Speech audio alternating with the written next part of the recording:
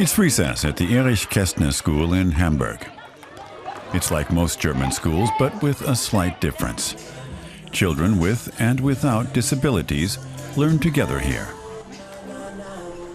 At first glance, it's often hard to see the difference between them. What makes your school so special? Our school is special because we're open to diversity. And the school tells a story through its pupils alone.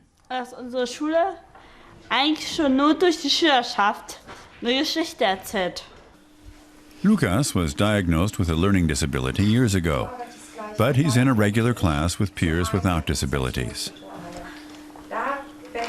A specialist teacher and a social education worker teach here together. Lukas also has a learning support assistant. I help him organize himself and see where he is, what exercise he's doing and what he needs to do now.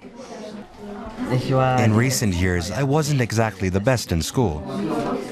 But Lukas is now making good progress. The children learn mostly in small groups. Each child has his or her own individual curriculum, which poses a special challenge for the instructors. During teacher training, we could use some more instruction on inclusion, because at the start, I was thrown in at the deep end. Max, who also suffers from learning disabilities, used to attend an ordinary school. At first, no one recognized his special needs. Max and his family suffered after he started attending school. Max kept getting sadder and sadder.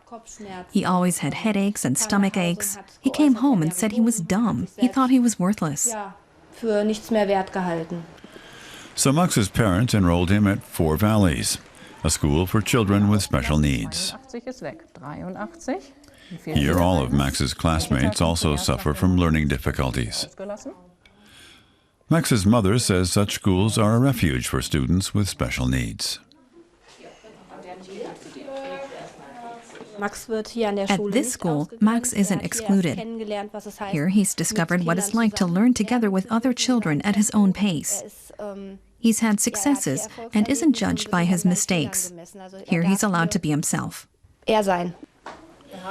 But like many other schools for children with special needs, Four Valleys could be forced to close its doors for good. Next year, it's unlikely to have enough students. Unlike Max's parents, many others think their children benefit more from attending a regular school. The government commissioner for the disabled, who herself was born blind, thinks it's good that special needs schools are being phased out in Germany. My most important argument is that from the start, education is key to producing an inclusive society. Then no prejudices develop, there are no mental barriers, because it's clear to all that we live in a society in which people with and without disabilities do things together. At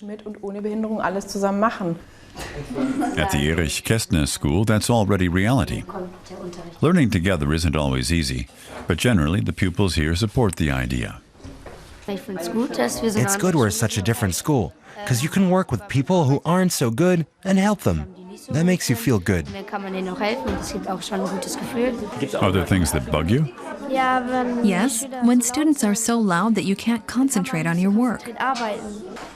Yet no one here fears that students won't learn the required curriculum.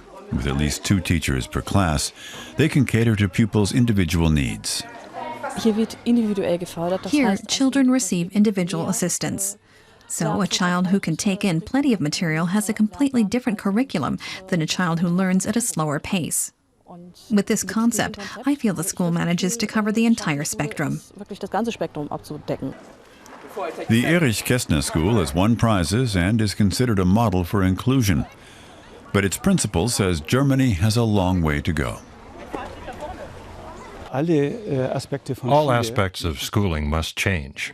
Teacher training must change, attitudes must change, and we need significantly more resources, not just transferring those from special needs schools. The politicians haven't really understood this yet. Hamburg's Erich Kästner School is proving that with dedication and the right resources, schools can be for everyone.